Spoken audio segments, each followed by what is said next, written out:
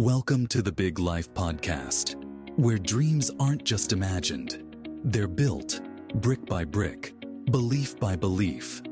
Hosted by Neal Oates Jr. and Robin Lewis, this show is your invitation to discover your amazing capabilities, invest in your growth, and unleash your potential in ways you've only dreamed of. Join Neal and Robin as they dive deep into stories, insights, and tools designed to inspire you to show up big, live intentionally, and give yourself away for the betterment of those around you. Get ready to rise to what you're truly worthy of. The Big Life starts now. Well, hello, friends. Welcome back to the Big Life Podcast, where we help purpose-driven leaders get unstuck, lead with belief, and grow lives and businesses that matter. Today's episode isn't about big ideas. It's about real change. It's not theory that we're chasing here today. We're after transformation. And so if you've been checking all the boxes, but something still feels off, if you're doing everything right on the outside, but questioning your clarity on the inside, this conversation is for you today. Our guest today knows that journey very well. Chris Robinson started exactly where Neal and I did. He had a calling to serve and a hunger to grow, and he joined the Maxwell Leadership as a speaker, coach, and trainer. He's a founding member.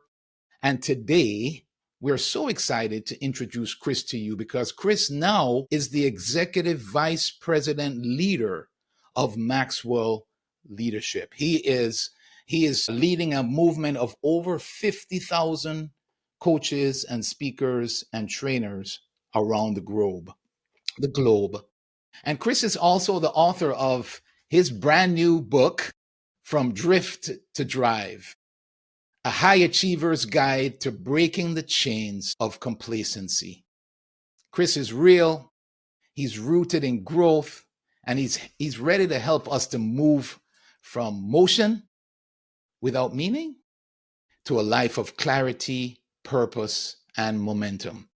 So let's dive in. Chris, first of all, thank you so much for being here with us, sir. We appreciate you, and we are both have been blessed by you in many ways. You're our mentor for our listeners that might not know that, and you have added value to our lives. A lot of who we are and what we do and what we're about is because of you.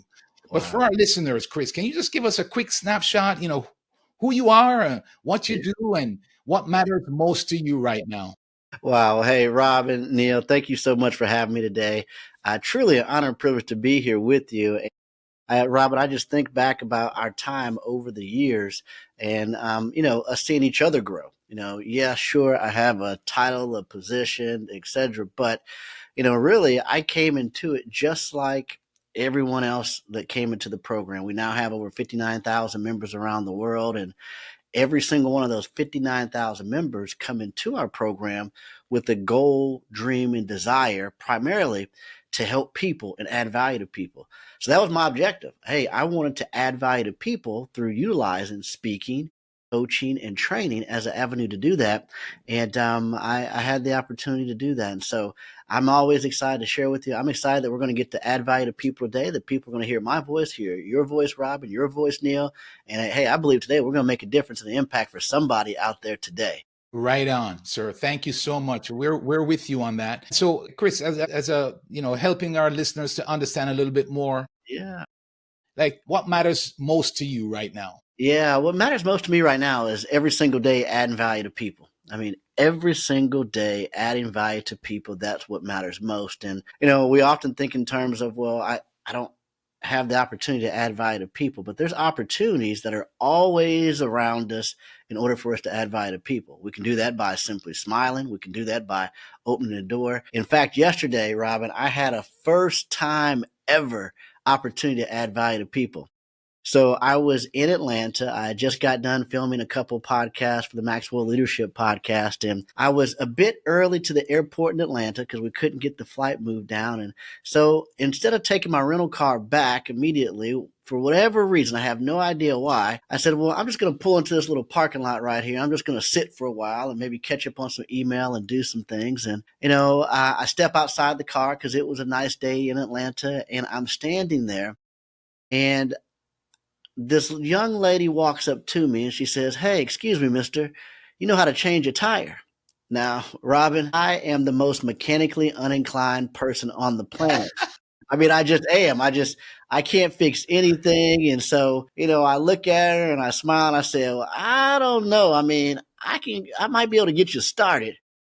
So at that point, Robin, I'm looking around for anybody that might be more qualified than me. Now, there is nobody around. Everybody's in their car, on their phone. And she's on the phone with the person whose car it is, because she's some type of porter and she was moving these cars. And this person she was on the phone with was upset, saying, "I got to have this car.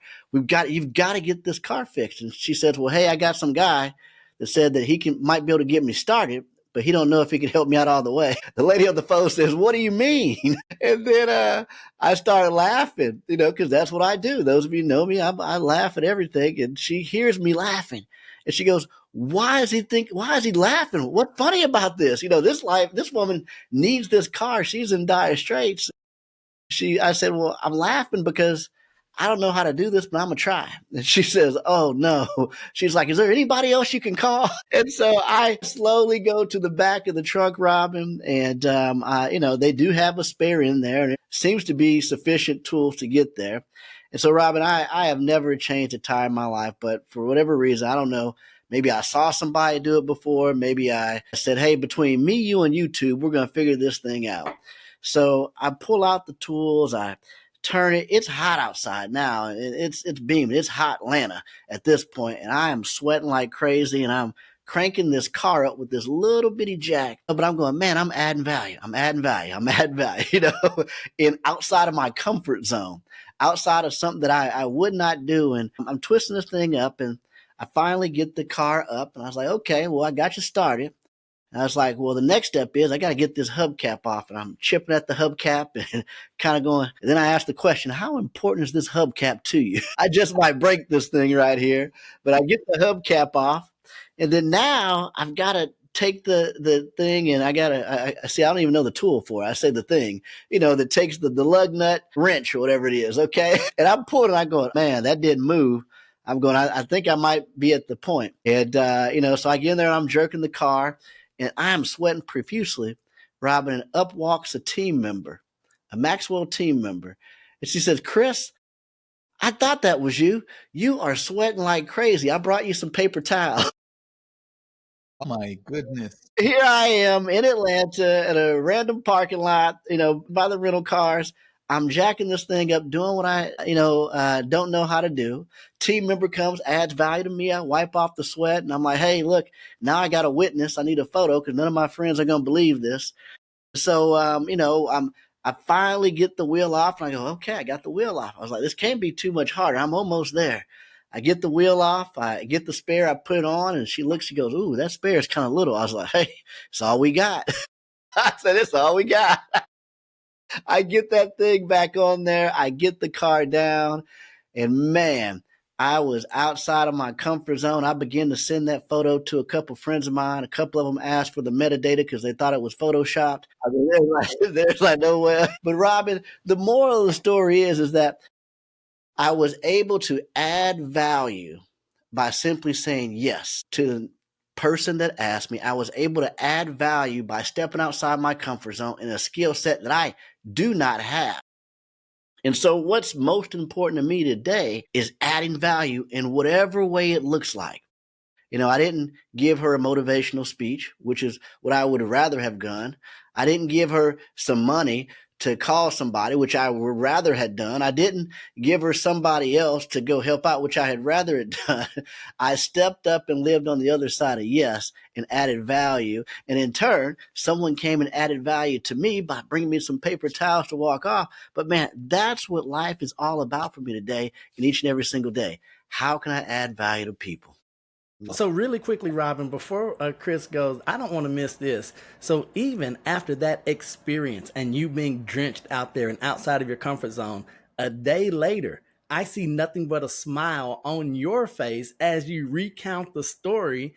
And now you've done this uncomfortable thing. You've led by example. You had a team member experience this and watch this. But what does that mean to you now in the future when you get to an opportunity that is uncomfortable for you? And when you're saying, okay, I have an out, or I can move forward through this thing with the lack of tools and experience and knowledge and comfort. Yeah, I mean, that's a great question. And here's the thing that you understand, Neal. I was laughing and smiling the whole time. Now, part of the sweat was because it was hot. The other part of the sweat was because I had no idea what I was doing and I was nervous. It's like, I don't want to mess this thing up. And when the lady had asked, well, why is he laughing? Well, my attitude's a choice. Like, if my attitude's a choice, so I could have chose to just kind of hunker in my fear, and I can't do that. I don't know what to do with that. And I could have just cowered to that, or, hey, let's have some fun. I mean, it could be worse. I mean, you could be driving on the side of the road and this wheel came off and busted and you could have died today. But here we are in the parking lot. I'm going to choose to have a good attitude because we don't have any other choice. I said, between me, you, and YouTube, we'll figure this out. We didn't make it to YouTube, but hey, I smiled the whole way, had a good time the whole way. We get some photos and say, because you got to get this. I got to have the evidence. But it's a choice. And so what that does is it gives me fuel. And so now, I mean, this is how bad it was, Neal. I'm texting my wife the photos, and then my 9-year-old daughter, she says, Dad knows how to change a tire. They know you. Right. And I said, to my wife, she goes, that was your daughter that asked that. I said, well, she's not wrong for asking. I mean, she's never seen me do it before. But now I know that in a situation, hey, I could go and do that. Now, do I want to do it as a profession? Do I want to do it often? No, I've never had to do that in my life. But it just gives me another piece of something that reinforces that when a tough time comes, I can move forward. That's so awesome. That is Right absolutely fantastic. And so I just anticipate the list, the honeydew list for Chris now changes now that we know that he has these superpowers. No. That list is still a list of people to call and contact, Neal. That's All right. Hey, we don't work on our weaknesses. We strengthen our strengths.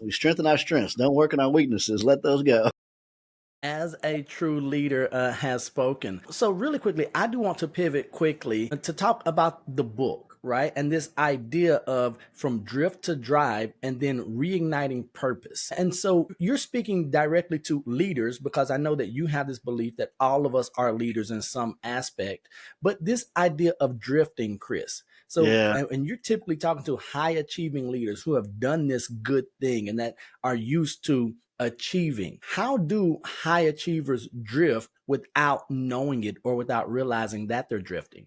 Yeah, that's a great question because drift doesn't happen. It's not abrupt. And so let me take you back to a moment. All right. So some time ago, I was driving, and this happens often, where I was driving. I was not tired. I was not distracted. I was just comfortable.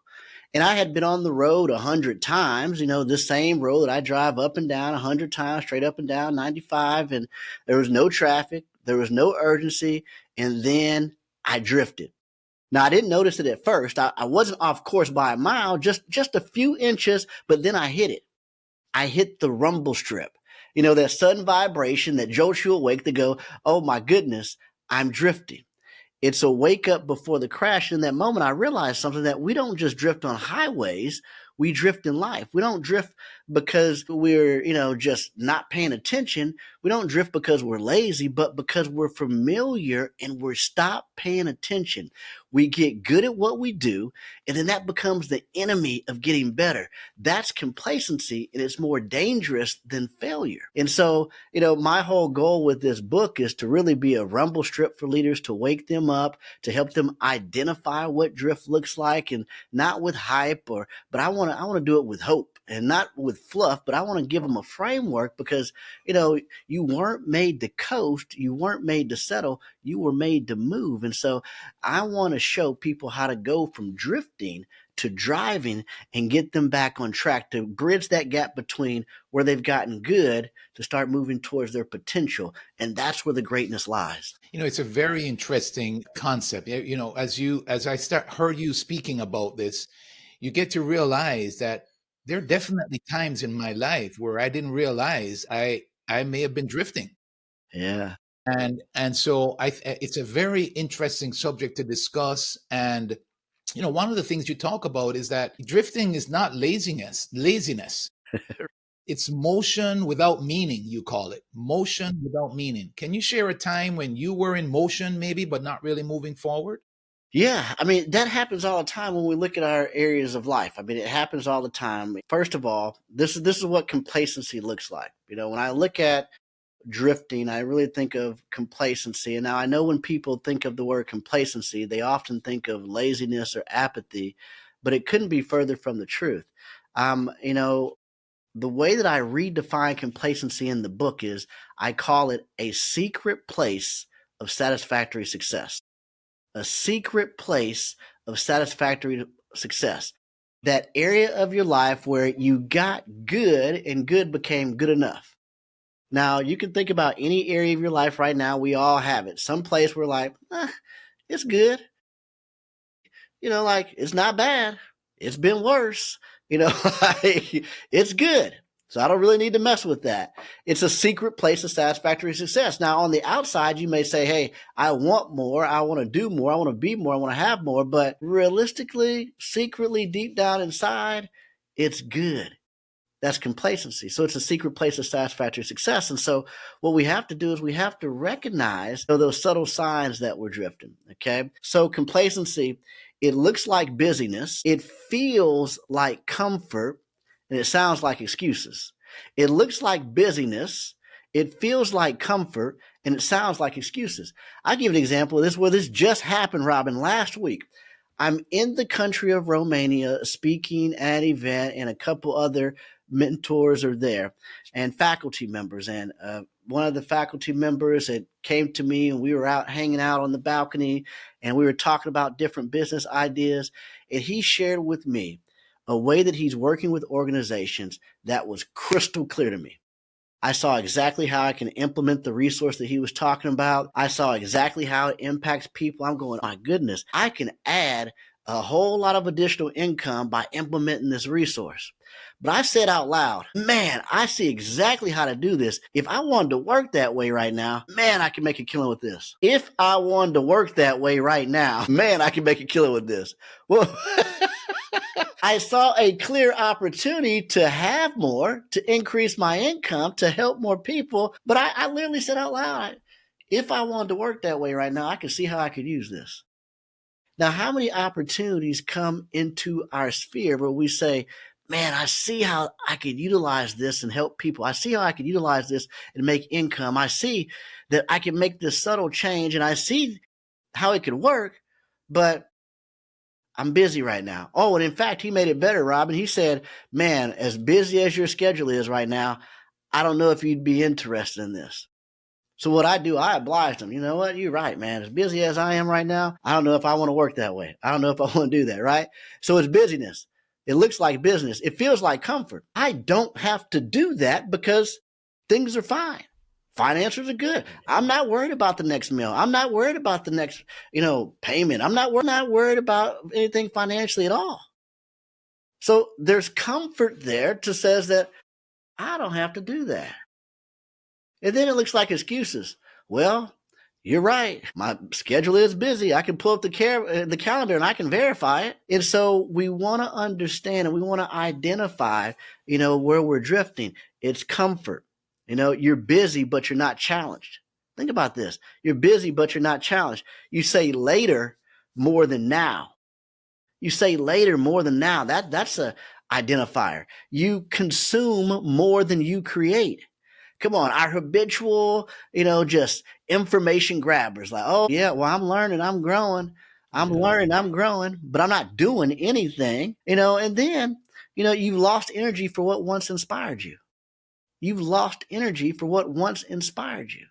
And that for me was really, again, an identifier for me. When I was writing this book, I was thinking about a time that I had recently spent with John Maxwell. And I had went to go speak in the country of Cambodia with John Maxwell. And it was a big event, 2,500 people we were going to go speak to, only 2 speakers on the agenda, John Maxwell and me. I mean, come on, this is a speaker's dream. Come on, let's go, baby. Right, you and Neal Oates Jr. and John Maxwell, Robin Lewis and John Maxwell, 2,500 people. Now, before that, we went into the president of Cambodia's office. We met with the president of Cambodia. It was a day. Now I get on stage, I deliver some content, some things begin to go wrong, but I overcome it. At the end of it, there's a long line of people lined up saying, oh, Chris, it was so great. It was so awesome. But then at dinner, I sit down with John and I say, John, I spoke today. Could you give me a little bit of feedback on my talk? And he said, yeah. And he began to give me one thing turned into 4 turned into 8. We're at 10. The table starts to think that it's a brainstorming session. So they start jumping in, giving feedback and advice. And at the end of it, I say, thank you. And then when I get back to the room, I look at my list of all these things. And there wasn't one thing on there that I did not know or had not done in the past. But what happened was I was in a drift and didn't even know it. You see, I lost the energy to prepare like I did before, to go speak at a chamber of commerce or to go speak at a Rotary Club for a free lunch. I had lost that passion and energy because why? Because I speak every single week. I speak most days of the week. I didn't need to prepare for that. What happened was I was in a drift. Drift is subtle and it often happens in the area that we're good. So if you have comfort, you might be drifting. If you're busy and not challenged, you might be drifting. If you consume more than you create, you might be drifting. If you've lost energy for what once inspired you, you may be drifting. And then if you avoid friction and feedback, you might be drifting. Okay, so Robin, those are some things that we can do to identify this drift, to take complacency head on. So I want to jump in here, Chris. First of all, Robin and audience, I don't know if you all hear this, but he's talking about him and John Maxwell in these countries just like it was a normal Tuesday, right? I absolutely love this. And don't forget that Robin mentioned, and even Chris alluded to, when he started, he was like the masses. He was like us. He was just wanting to add value. But I know you just mentioned the identifiers, but Chris, I have a question that maybe many of our audience and our listeners are thinking, well, how do we avoid that, right? So you talk about this secret place of satisfactory success. Well, how do we avoid it? What can we do? And I don't know if this is where the your framework comes in, because I know you're practical and you want to make things applicable for individuals, but I would love to just dive in there for a moment, if you would, sir. Yeah, absolutely. Well, the first thing we have to do is we have to identify and admit that we're complacent in some areas of our life. Okay, we have to identify and we have to admit. If we just say, no, I'm good, I mean, you're not going to be able to make any movement. There's no steps that you can take. But once you identify it, and then now you can be proactive in your pursuit of your potential. You can be proactive in your pursuit of your potential once you identify and admit that you're complacent in the area. So as I sat there with those 10 things that John had given me, the other 5 things that the rest of the table had given me, they had identified a lot of areas, right? But I had to admit it. I could have defended it. And so I did this because of this. Well, I know how to do this. I could have defended it, but all I could say in that moment was thank you. And so I had admitted that I was complacent in the area. But now once you admit it, Now we can begin to take action. And so then that's when we go into this 7-step framework that I teach inside this book. And that first step is clarity. That first step is clarity. You have to be crystal clear on what it is that you want. You see, when you have clarity, you cannot have what you cannot see. And oftentimes when we're in a drift or we're, just kind of stuck or frustrated in life, it's because we don't have a clear vision on what we want. John Maxwell says it best in his book, The 15 Laws of Growth. There's a chapter in there. It says that unhappiness is not knowing what you want and killing yourself to get it. Unhappiness is not knowing what you want and killing yourself to get it. And when we're unclear on what it is that we want, we could be busy all day long. We can have what I call inside the book complacency myopia. Now, myopia is an optometry term for nearsightedness. And so the way that complacency myopia looks is that this is the person that is busy every single day. They've got their checklist. One week they're studying podcasts and how to become a podcast host and what equipment that they need and what's this. Then the next week, well, no, I think I need to build a website and a funnel. And then now this week they're building the website and the funnel. And then the next week they say, well, maybe I need to do something different with video. So now I'm doing all this research on video. They are busy every single day, but they have no idea where they're going. They have complacency myopia. Now, on the flip side of that, you have complacency hyperopia. Now, hyperopia is an optometry term for farsightedness. This person, they have the big vision, the big goal, and man, they talk about it all the time. Well, I'm going to do this one day. I'm going to do this one day. But they refuse to do anything today. They don't know how to take the first step, don't want to take the first step. But boy, they can see the big vision clearly. So our goal is to get crystal clear and have 20/20 vision to where we can see far enough but close enough to know how to take that first step. And so the question that you have to ask in this particular chapter is, what do I want? Because when you clear the slate of everything else that's going on in your life that's keeping you busy, you got to ask yourself, what do I want? Now, a real quick litmus test on how this works in our life is I want people to do a quick test. I would imagine the listeners that are listening today, they're goal setters. And Neal and Robin, I know you all are goal setters. And so here's what I want everybody listening to do. Those goals that you set at the beginning of the year, I want you to go back and pull out those goals if you can find them, first of all. Let's start off. If you can find them, I'm going to give that caveat, okay? Because they're buried somewhere for many of you. We're halfway through. It might be a month through when you're listening to this rebroadcast, whatever the case may be. They're somewhere. Find them. Okay. Then now what I want you to do is I want you to take your to-do list from the last couple days, and I want you to set it right beside your goals from the beginning of the list. And I bet Neal is already shaking his head. That to-do list looks crazy in comparison to where you said that you want to go.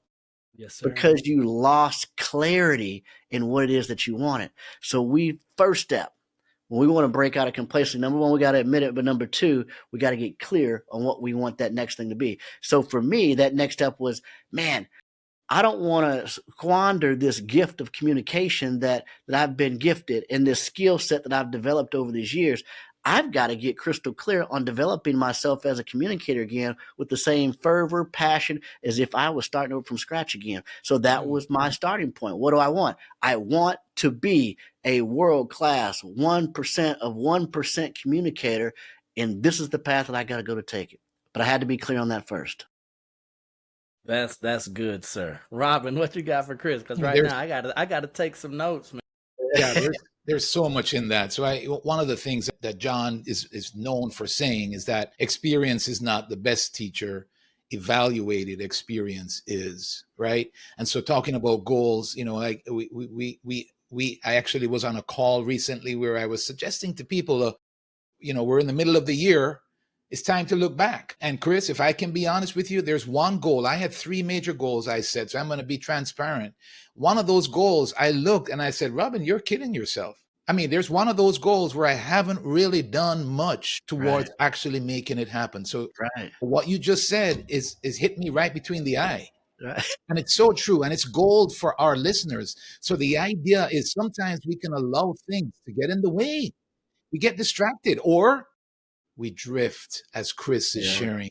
So the book is called From Drift to Drive. It's coming out in September. We didn't mention that, but you can go and pre-order it.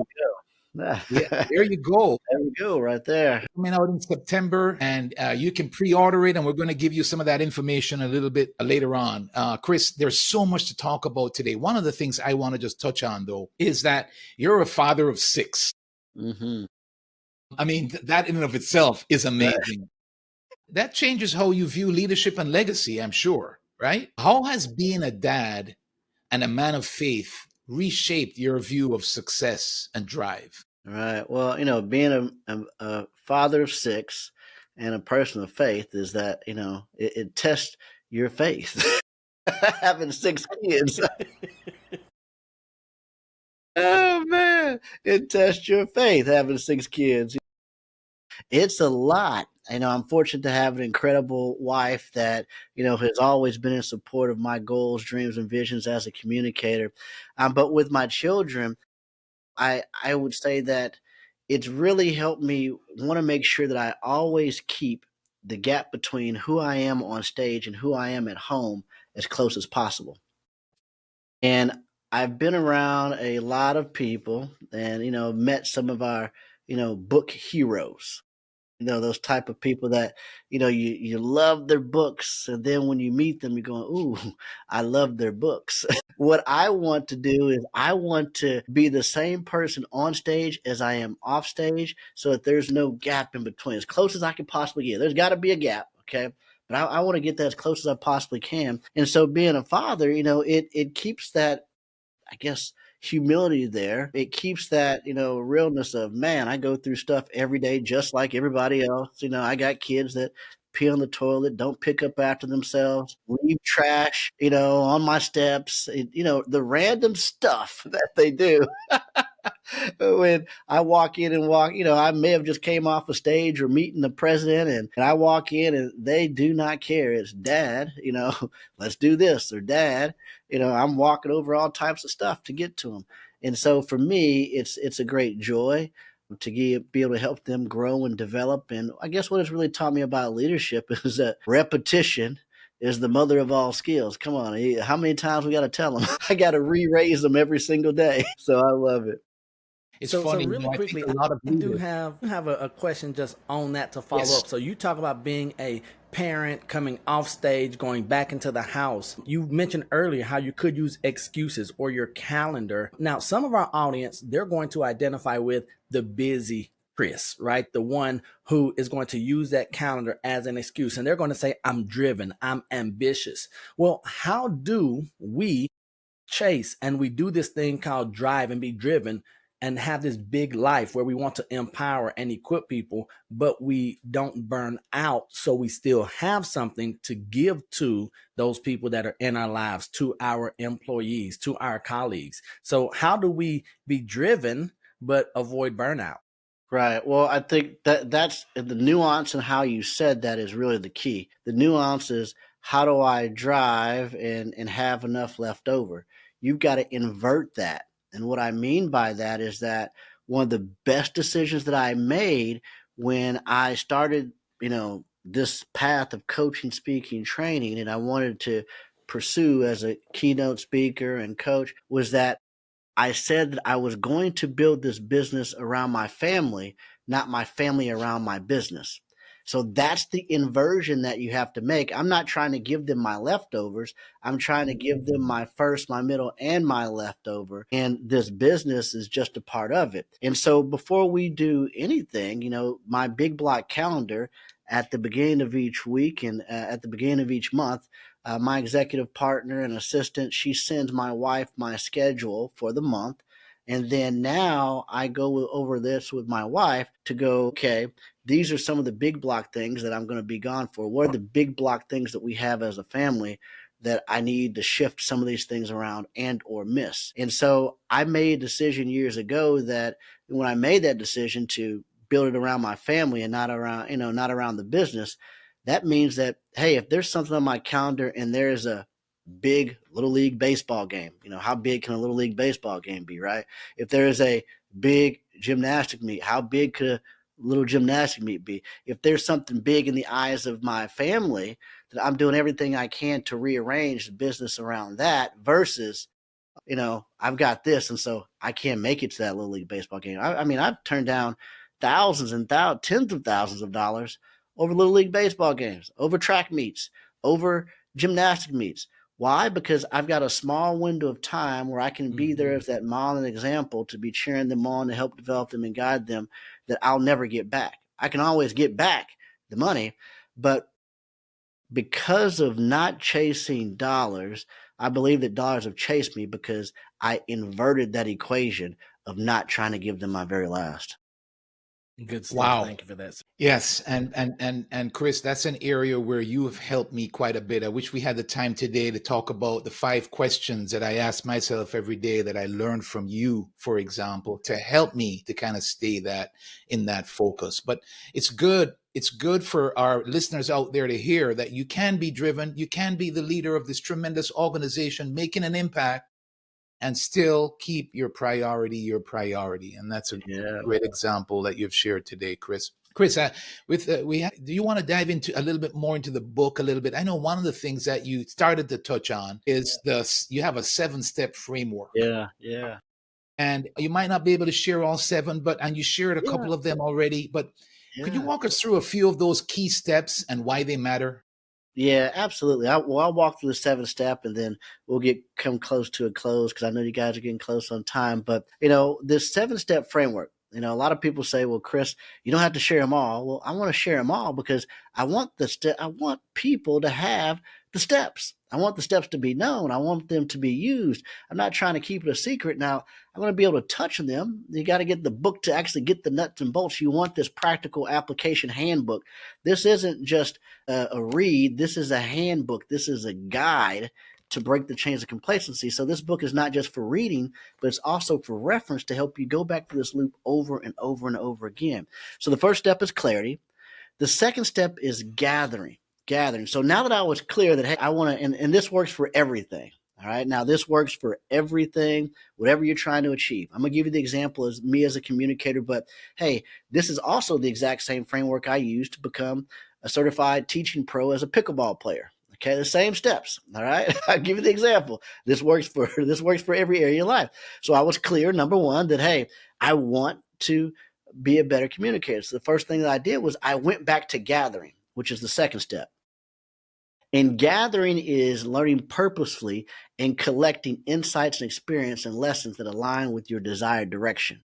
So it's gathering information. So the way that looks is you want to gather information through books, videos, audios, courses, conferences. Books, videos, audios, courses, and conferences. So I'm gathering information is the next phase on this specific topic. Did the exact same thing with pickleball. Played pickleball the very first day. 2 days later, Robin, I'm in a clinic because I was clear. I like this game. I want to get good at this game.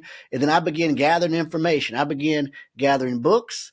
I began watching videos. I began listening to audio. I began going to courses on playing clinics, on playing pickleball. It worked. I started gathering information. But then the third step is filtering. And that's really separating the useful from the distractions. Separating the useful content from the distractions. And so the way that filtering looks and the way that filtering works is it's layered learning. So what I'm trying to do in this particular step is I want to line up all of those things that I just gathered. Right now, Neal, tell me if you've ever been guilty of this. You've been reading a book on one topic. You're watching videos on another topic. You're listening to audio on another topic. You're taking a course on a different topic. Guilty. We've all done it. But think about this. When we filter and we line everything up on the same topic, same direction, and come into alignment with what we're reading, what we're listening, what we're watching, what we're attending, now we streamline our path. And so I did that with communicating with John. I got back into that rhythm. I'm only focused on this right now. I'm not focused on anything. I'm not reading anything else. I'm not listening to anything else that's not on communicating. I'm not reading anything else, listening to anything else that's not on pickleball, right? And so I've lined it up and I've layered my learning. The fourth step is guidance. And that's getting wisdom from mentors and voices to help you navigate through challenges and refine your journey. would not be where I am today if it were not for mentors in my life. So again, what I do, I went out and I began to get another mentor. I went back to an old mentor, Roddy Galbraith, began to critique my video footage again. I began to coach with the comedian Michael Jr. to help me with communication. All right. I began, in pickleball. I had pickleball coaches and pros that I went and sought out to go and learn from these pros in pickleball. And then step 5 is relationships, getting in the right room with the right people. That is so important. That's how Robin and I met. And, he shared, right before we started about one of the ways that I helped him out years and years ago. This had to be 10 years ago.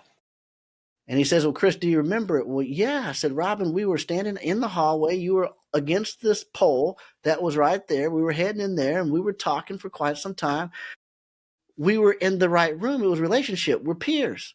It was just peers helping peers. And I was always looking to get an environment with people that are moving that direction. So you can be inside the room with a lot of great, successful people, but there's something special that happens when you get in the room with people that are all moving in the same direction. Yes, sir. The next step is action.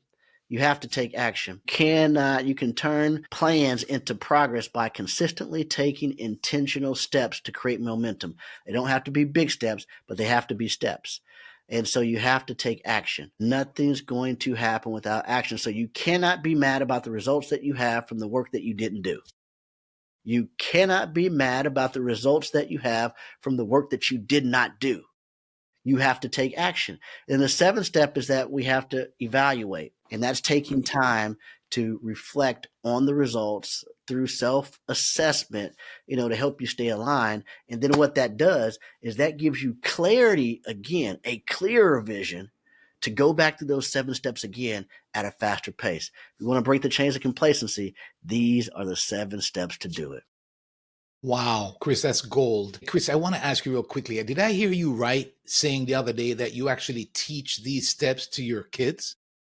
Yeah. Oh, yeah. So we teach them. So it's condensed for them. Okay. It's condensed for them and I'll condense it for you for them. All right. So 2-step process in order to grow in any area. Okay.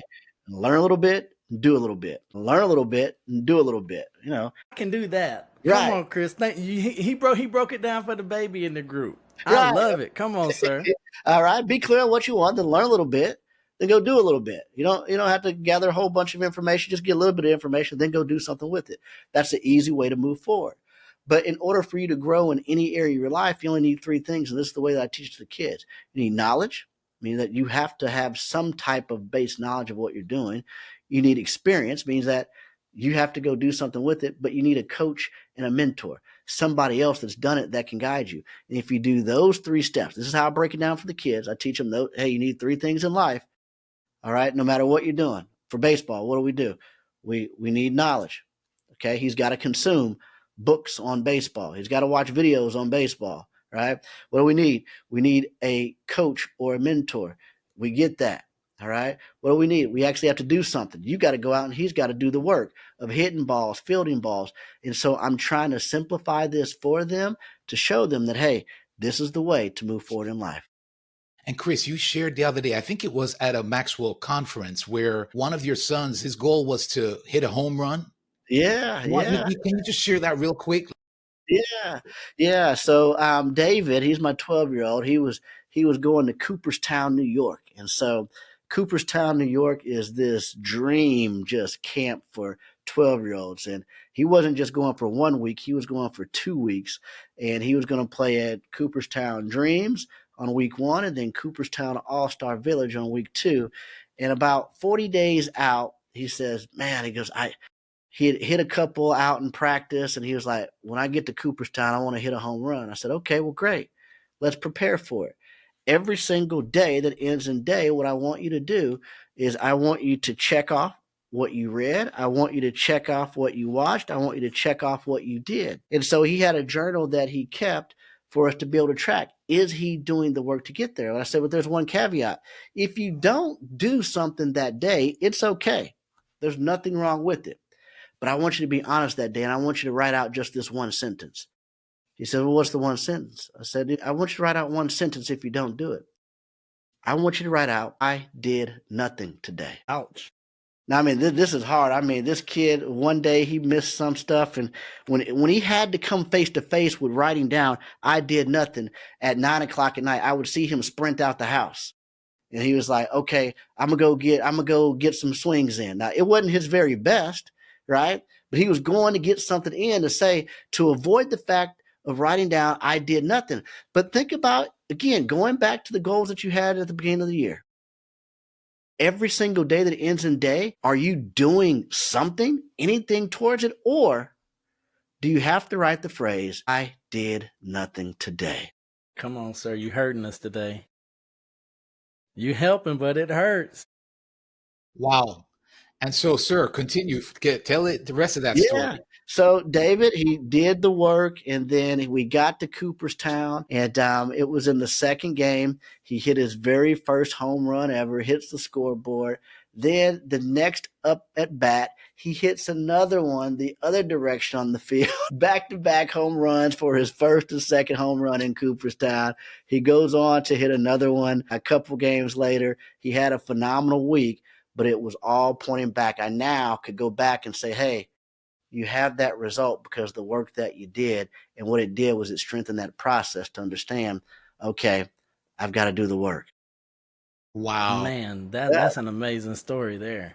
So powerful, Chris. And so what it does is it encourages every one of us to know. That's why Neal and I can say, that's why I can say to my family member, I believe in you and you have what it takes to make it happen. And Chris is laying out for us. And obviously, the 7-step process in the book is laying out for us what we need to do to hit home runs in our lives. And we all have what it takes. It's just a matter of doing it. Right, Chris? Yeah, that's right. I did nothing today, or I did something. Right. What a conversation, Chris. Thank you so much for coming by today. And to our listeners, Chris reminded us today that drift doesn't always look like a failure. Sometimes it might look like winning, but winning at the wrong thing. Sometimes it's just getting complacent in what we're doing. And if that hit a home run for you today, we want to encourage you. You're not broken, you're just drifting. And there's a way back to clarity and purpose. And so we want to encourage you to make sure and grab Chris's book. It's called From Drift to Drive. Hold it up again, Chris. Yeah, you For got those it. who are watching by video, we're actually holding it up. You can see the book. And you can also check out his free webinar. Chris shares a little bit more in the book. And you can get all this at Drift to Drive book. And that's drift and then the word TO, drifttodrivebook.com. You can order the book there. You can connect with the free webinar there. Am I correct, Chris? Yep, that's correct. And we'll have other information in the show notes of how you can contact and get in touch with Chris. But Chris, is there any other way that you'd like to share that they can connect with you? Yeah, so obviously at chrisrobinsonspeaker.com, chrisrobinsonspeaker.com, and then, of course, pick up the book at drifttodrivebook.com. That is awesome. And we ask you, our listeners, if this episode has encouraged you, share it with one leader that you know who may be grinding, but might need a little bit more clarity. As you share the episode with others, it helps us to add value. That's really what Chris said. Why Neal and I do what we do here, is to add value to you so that you can add value and empower others. And so you received some gold today. And so please share this with somebody else so you can add value to them at the same time. Be sure to subscribe, leave a review, and stay connected as we continue helping you to lead with belief and grow with purpose and live a big life. Before we close it out, Neal or Chris, anything to add, anything to say? I just want to say thank you to Mr. Chris Robinson. They say you don't want to meet your heroes. Well, that is a lie, because I've met one of mine today. And I am better for it, and I'm encouraged. So I just want to say thank you, not only from me, but from my family, because they're going to be better for it. And then thank you on behalf of our audience, because even if they're hurting with some of the challenges that you put out there to us, I know we'll be better for it. It's like that medicine. So thank you so much, Chris. Thank you all for having me. Always an honor and privilege to see you. Look forward to continuing the journey with you. Same here, man. Thank you. And to our listeners, until next time, keep going. Your gift is needed. Unleash it. Let's go. Unleash it. Let's go. Take care, family.